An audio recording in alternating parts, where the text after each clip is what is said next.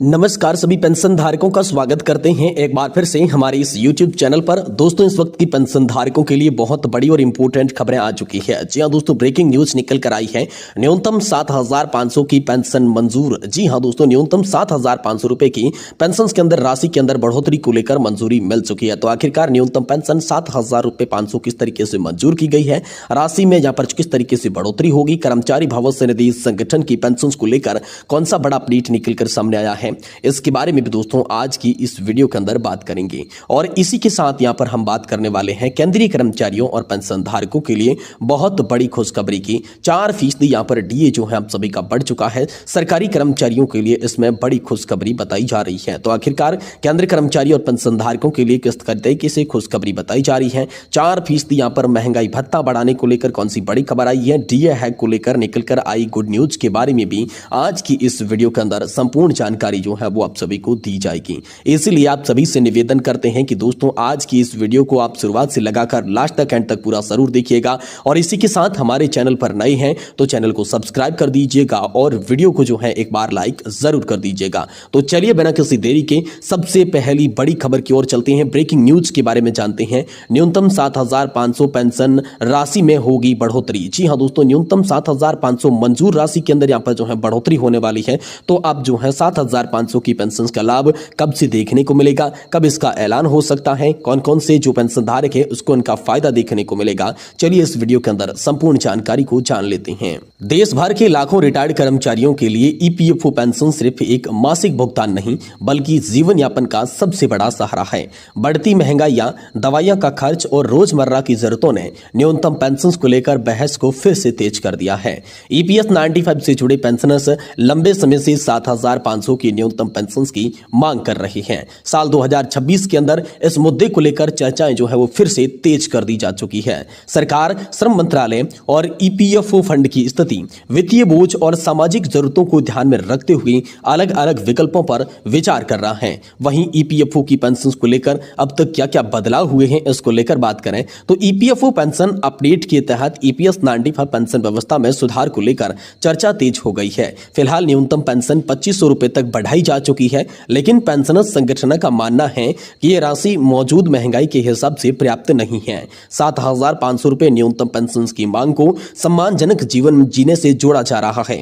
Supreme court के निर्देशों के बाद उच्च वेतन पर कर्मचारी भविष्य निधि संगठन में योगदान देने वाले कर्मचारियों के मामलों में भी तेजी आई है। इसी के साथ ही सेंट्रलाइज्ड पेंशन पेमेंट सिस्टम यानी कि सीपीपीएस लागू होने से पेंशन भुगतान पहले की तुलना में ज्यादा पारदर्शी और अब जो है आसान कर दिया जा चुका है।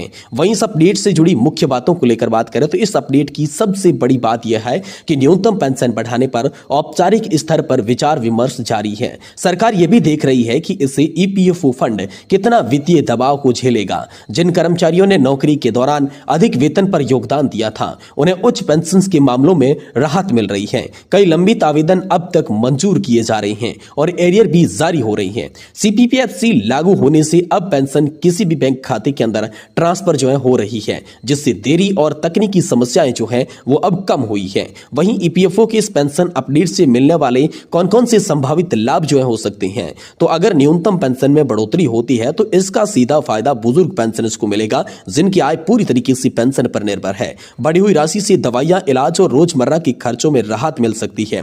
उच्च पेंशन की मंजूरी से उन कर्मचारियों को न्याय मिल रहा है जिन्होंने लंबे समय तक ज्यादा योगदान दिया। डिजिटल भुगतान प्रणाली से यहाँ पर जो है पारदर्शिता बढ़ी है और बैंक या फिर शहर बदलने पर भी पेंशन रुकने की समस्या नहीं आती है। हालांकि विशेषज्ञ मानते हैं कि एक साथ बड़ी बढ़ोतरी करने से ईपीएफओ फंड पर दबाव पड़ सकता है, इसलिए संतुलित फैसला जरूरी है। वहीं ईपीएफओ की पेंशन को लेकर खास बातों की बात करें तो यह अपडेट सिर्फ पेंशन राशि बढ़ाने तक सीमित नहीं है बल्कि पूरी पेंशन व्यवस्था को ज्यादा पारदर्शी और तकनीकी आधारित बनाने की भी दिशा के अंदर कदम है।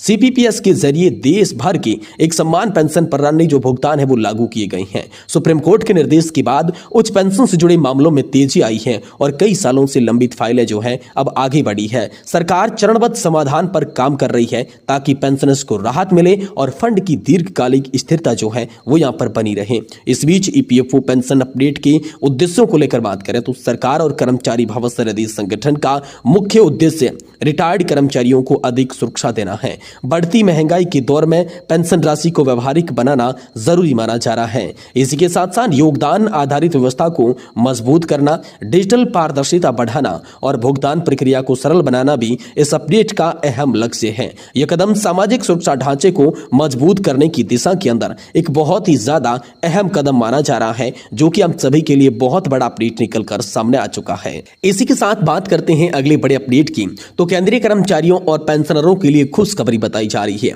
4% बढ़ा डीए। तो आखिरकार यहां पर जो है केंद्रीय कर्मचारी और पेंशनर्स के लिए कौन सी खुशखबरी है? 4% महंगाई भत्ता जो है वो आप सभी का बढ़ चुका है। डीए हैक को लेकर गुड न्यूज निकलकर सामने आ चुकी है। तो चलिए इस अपडेट की भी चर्चा इस वीडियो के अंदर करते हैं।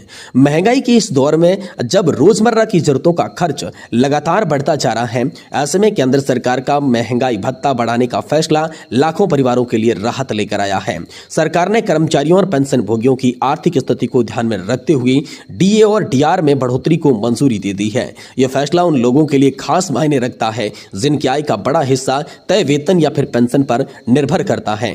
वहीं महंगाई भत्ते में बढ़ोतरी का सीधा असर कर्मचारियों की मासिक सैलरी पर पड़ता है। डीए बेसिक सैलरी के प्रतिशत में जोड़ा जाता है, इसलिए जैसे इसमें बढ़ोतरी होती है, हाथ में आने वाली रकम बढ़ जाती है। आज के समय में जहां राशन, सब्जियां, गैस सिलेंडर, बिजली बिल और बच्चों की पढ़ाई का खर्च तेजी से बढ़ रहा है, वहां यह अतिरिक्त पैसा काफी मददगार साबित हो सकता है। यह बढ़ोतरी केवल आंकड़ों की बात नहीं है, बल्कि घर की बजट को संभालने में भी असली सहारा जो है वो देती है। इस बीच पेंशन धारकों के लिए भी राहत है। जी हां, सिर्फ कार्यरत कर्मचारी नहीं, बल्कि सेवानिवृत्त कर्मचारी भी इस फैसले से लाभान्वित होंगे। पेंशन भोगियों को डीआर यानी कि डियरनेस रिलीफ के रूप में वही प्रतिशत जो है बढ़ोतरी दी जाएगी जो डीए में होती है। बुजुर्गों के लिए बढ़ोतरी और भी अहम है, क्योंकि उम्र में इस समय आप जो है दवाइयां, इलाज और रोजमर्रा की जरूरतों का खर्च जो है बढ़ जाता है। पेंशन में जुड़ने वाली यह अतिरिक्त राशि उन्हें थोड़ी आर्थिक मजबूती देगी और परिवार पर उनकी निर्भरता के अंदर कम करने में मदद करेगी। इस फैसले का दायरा जो है वो काफी बड़ा है। लाखों केंद्रीय कर्मचारी और पेंशन भोगी इससे सीधे तौर पर लाभान्वित होते हैं। जब इतनी बड़ी संख्या में लोगों की आय बढ़ती है तो इसका असर उनके घर तक सीमित नहीं रहता, बल्कि बाजार और अर्थव्यवस्था पर भी दिखाई देता है। लोगों की खरीदी क्षमता बढ़ती है, जिससे बाजार में मांग बढ़ती है और कारोबार को भी गति मिलती है। यानी यह फैसला व्यक्तिगत और राष्ट्रीय दोनों स्तर पर फायदेमंद साबित होगा है। बाकी डीए बढ़ोतरी पिछली तारीख से ही लागू मानी जाएगी, तो कर्मचारियों और पेंशन धारकों को बकाया भी मिलता है। ये एक मुश्त मिलने वाली राशि कई परिवारों के लिए बड़ी राहत होती है। इसमें लोग जरूरी खर्चे पूरे कर सकते हैं, जैसे कि बच्चों की फीस भरना हो गया, घर की मरम्मत हो गई, मेडिकल खर्चे हो गए और बाकी त्योहार की तैयारियों की खर्चे हो गई। एक साथ मिलने वाली यह रकम कई बार महीनों की आर्थिक टेंशन को भी खत्म कर देती है।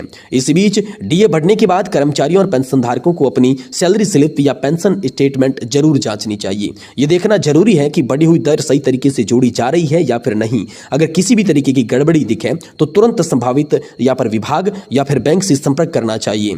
समय पर जांच करने के बाद परेशानियों से आप जो है बच सकते हैं। जब बड़ी संख्या में लोगों की आय बढ़ती है तो इसका सीधा असर फायदा जो है बाजार को मिलता है, जो ज्यादा लोग खरीदी करते हैं, जिससे व्यापार भी बढ़ता है। लेकिन इस बीच आने वाले समय में के अंदर भी कुछ उम्मीदें हैं। महंगाई की स्थिति को देखते हुए भविष्य में भी समय समय पर ऐसे फैसलों की उम्मीदें हैं। सरकार द्वारा नियमित समीक्षा और संशोधन की प्रक्रिया ये भरोसा दिलाती है कि कर्मचारियों और पेंशन भोगियों की आय महंगाई की मार पूरी तरीके से प्रभावित न हो। इसलिए सभी को सरकारी घोषणाओं पर नजर रखनी चाहिए और अपने दस्तावेज जो हैं वो अपडेट रखने चाहिए। महंगाई भत्ते में बढ़ोतरी का यह फैसला कर्मचारियों और पेंशन भोगियों के लिए राहत भरी खबर है। यह न सिर्फ उनके मासिक बजट को संतुलित करने के अंदर मदद करता है, बल्कि उन्हें आर्थिक सुरक्षा का भी एहसास कराता है। बढ़ती महंगाई के दौर में ऐसा हर कदम लाखों परिवारों के जीवन के अंदर सकारात्मक बदलाव जो है वो लाता हुआ नजर आता है। तो ये बहुत बड़ा अपडेट 4% की डीए और डीआर बढ़ोतरी को लेकर अब सभी कर्मचारियों और पेंशन धारकों के लिए निकलकर सामने आ चुका है।